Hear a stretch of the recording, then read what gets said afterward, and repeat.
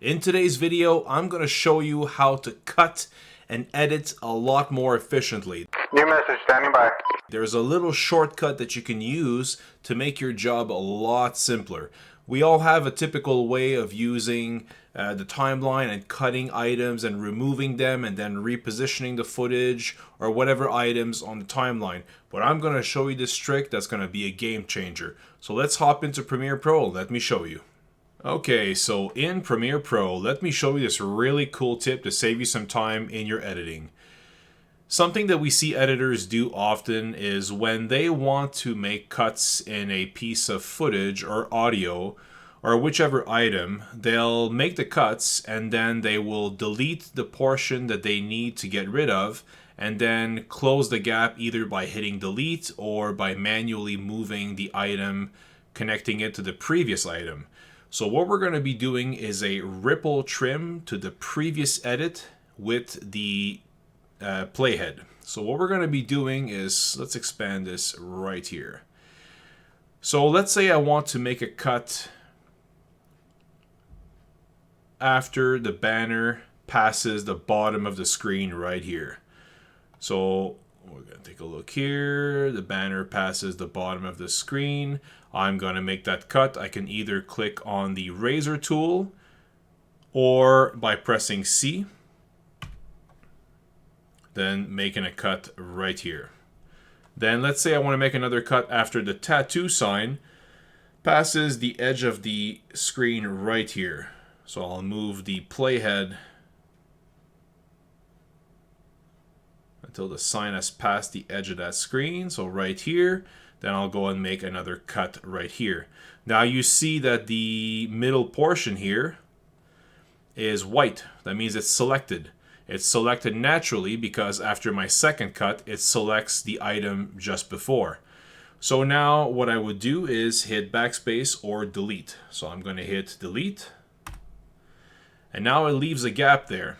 So typically what people would do is they would want to close this gap by bringing this item closer to this one to make them connect. So I would press V to get my selection tool or click on the arrow right here. So I'm going to bring this in and then that closes the gap right here.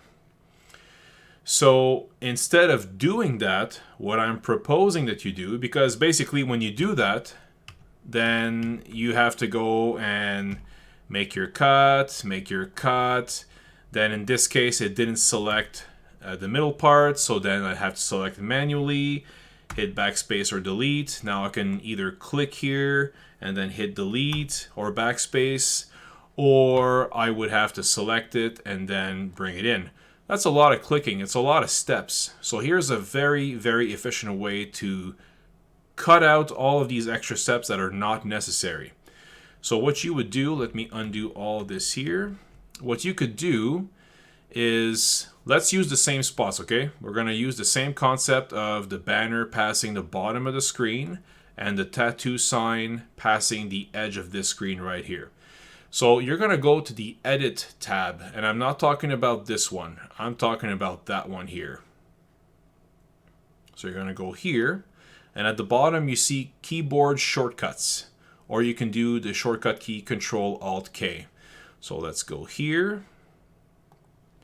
And in here, you're going to see the menu, okay? So you can scroll down approximately to the middle of it, where you see Ripple Trim Previous Edit to Playhead, okay? Or what you can do is go to the search bar and type Ripple. And then you'll see it right here. Let's say this was blank, kind of like here. Let's say it was blank. What you would do is just click on it, press on the letter Q, and it would enter the letter Q. So I've already done it, so now it's there. So that being done, once that's completed, you would press OK, and then you're good to go. And also, just to note, in the keyboard shortcuts, you see them all listed here. So this is the one we're talking about right here. So now that we have that set up, I'm going to go back to my edit. So right here, the way you're going to do this, the first cut, you're going to do it with the razor tool. So I can either click here or press the letter C. I'm going to go and make my first cut right here. Then, like we said, we're going to make the second cut after the tattoo sign passes the edge of this screen. So I'm going to move my playhead until the sign passes the edge of the screen. Now what I'm going to do, instead of cutting and then deleting the middle portion and then closing the gap and all that, what I'm going to do is where the playhead is aligned, I'm just going to go and press the letter Q. And by doing that, it's going to bring this edge right here. It's going to delete this. It's going to bring this edge right here against the ending part of this clip. So it'll close the gap. It'll make the cut and close the gap automatically for you. So let me go ahead and press Q. Now you would see that the Venice banner passes, and it passes the point where the tattoo sign went past the edge of the screen right here. So by doing that, you're saving so much time in comparison to having to cut on both sides, select the middle, delete, and close the gap manually. All you got to do is press the letter Q. Let me give you another example. Let's say right after this sign passes the edge here, I'm going to make a cut. But I want to keep this portion here. So what I'm going to do is make this cut right here. And then when the sign here for public parking passes the edge of this screen, then I'm going to go and do the same thing we did. So this is going to move forward. Now this parking sign right here passes the edge completely here. Now my playhead is aligned right here. I'm going to press the letter Q. So by doing that, it removed the portion that I didn't want there, but I also didn't lose the previous portion that I kept. Because had I done this differently, had I done, let's say this, and then hit Q, it would have deleted the portion that I had saved before. So I wouldn't want to do that. So that's why I went about doing it the way I did. I brought it to the next item, being this sign passing the edge here. Right here.